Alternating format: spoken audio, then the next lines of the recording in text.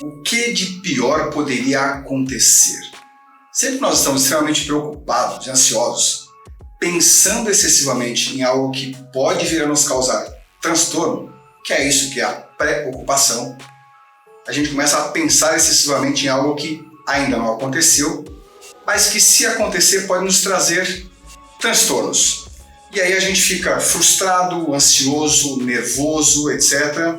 e não consegue pensar com clareza. O simples fato da gente se fazer essa pergunta, o que de pior poderia acontecer, nos leva a duas situações.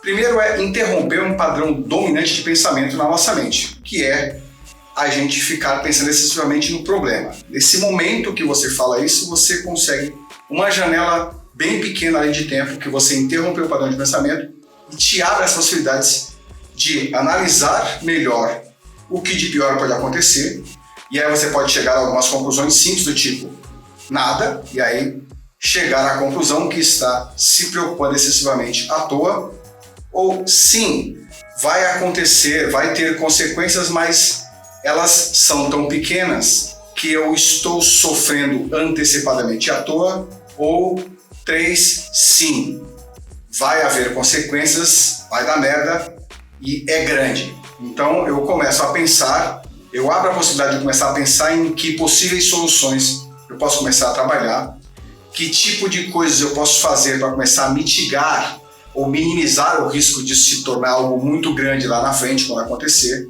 e me preparar melhor emocionalmente ou em quaisquer outras que eu precise para quando isso acontecer, mesmo que seja um transtorno, ele seja muito menor do que se me pegar de surpresa.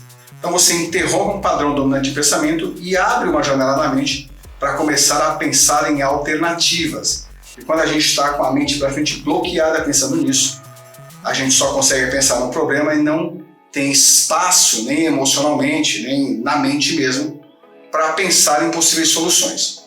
Isso é uma recomendação de neurocientistas, obviamente que, embora pareça muito simples, não é fácil, porque a gente sabe que quando está com esse padrão dominante de pensamento é muito difícil você sequer respirar para se acalmar um pouco, para poder pensar em outra coisa. Mas faz essa pergunta, obviamente que a pergunta pode ser qualquer outra, mas essa, relativa ao problema, te faz pensar exatamente nele. O que poderia acontecer de pior? E aí você buscar soluções. Numa das empresas que eu trabalhei, eu tinha acabado de assumir uma gerência regional e eu tinha uma reunião na mesma semana com o maior fabricante de veículos do Brasil. E, embora a empresa tivesse grandes contratos com esse cliente, a minha área tinha um contrato deficitário. E o cliente estava tirando proveito disso, dos outros contratos, etc. Eu fui lá e encerrei o contrato. E mostrei para ele por A mais B que a gente não tinha mais por que estar lá, ele tinha assinado que tinha homologado a coisa e a minha equipe estava trabalhando mais de um ano lá para ele de graça, dizendo que tinha problema e não eram mais problemas relativos ao contrato. E, obviamente, depois disso, veio uma dezena de pessoas na minha sala falar: cara, você está ferrado, o diretor fulano de tal, essa é uma das maiores contas dele, ele fatura, sei lá, 500 mil reais por mês na conta, ele vai vir aqui e você está ferrado. E, obviamente, aquilo me causou ansiedade, me causou preocupação, mas eu me fiz essa pergunta: o que de pior poderia acontecer?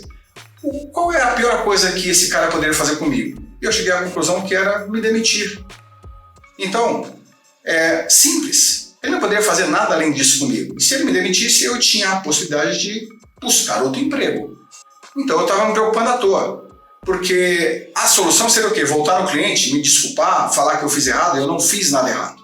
Analisando, eu tinha feito o que era melhor para a empresa. Eu terminei um contrato que era deficitário há mais de um ano.